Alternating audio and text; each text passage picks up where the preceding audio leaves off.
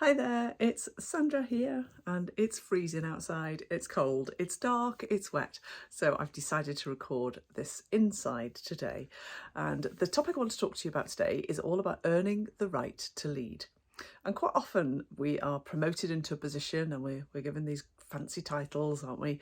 And we're given a team. It might be an enhanced team or a different team, or you may never have actually worked with a team before.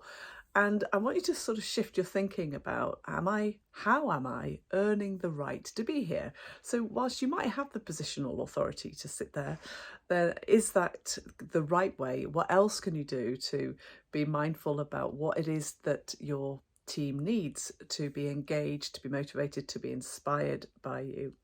And there is a great book called Earn the Right to Lead by John Maxwell, who you've probably heard of. He's a famous management guru, and it's a super book. It's very easy to read and flick through. And he has 7 different qualities he's identified from studying the great male and female leaders of history.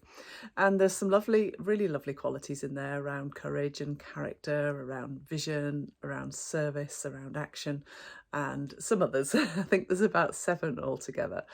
And when I was flicking through it, I was reminded of Ernest Shackleton's story, which, if you've never watched the film Shackleton, I would really recommend it, because from a leadership perspective, I think it's phenomenal what he achieved by taking those men to South Antarctica and saving them all, even though they lost their ship, is truly extraordinary.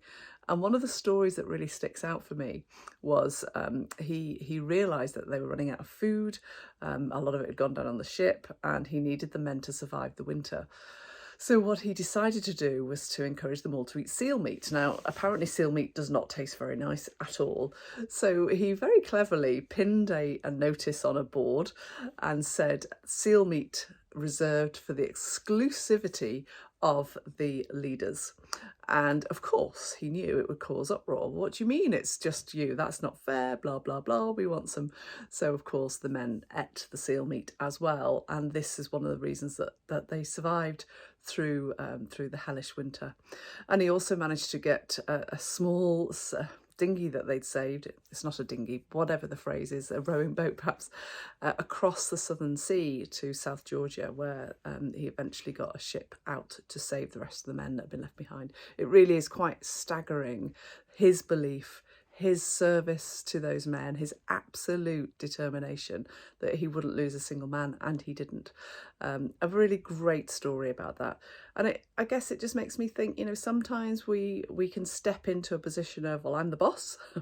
And I have seen, leaders can do this, especially when they get frustrated. It's like, well, I'm the boss, bloody well, listen to me. And that might have a short-term result that you're looking for, but actually what we always need to do is be thinking about how do we truly engage, truly inspire, and truly bring people with us. And part of it is about showing up in our vulnerable space. Part of it is talking from our heart rather than our head.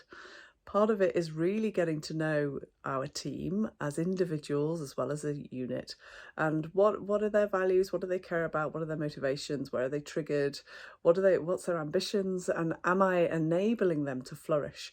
And then also, how do I show up when I'm in the room full of people, and am I giving people the right airspace, and am I admitting I might not have all the answers, for example.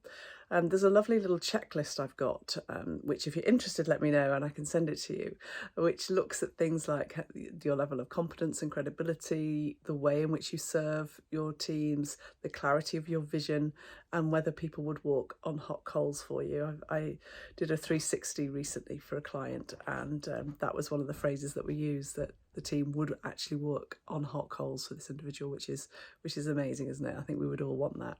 So just an interesting concept. I want you to think about, how are you earning the right to lead in your organisation, whatever it is that you're doing. And I'd love you to reflect on that and let me know. And as always, if you enjoy these short videos, then please do like and subscribe. It's always nice to see if we're helping people in whatever way we can. That's it for today. Enjoy your weekend. Take care.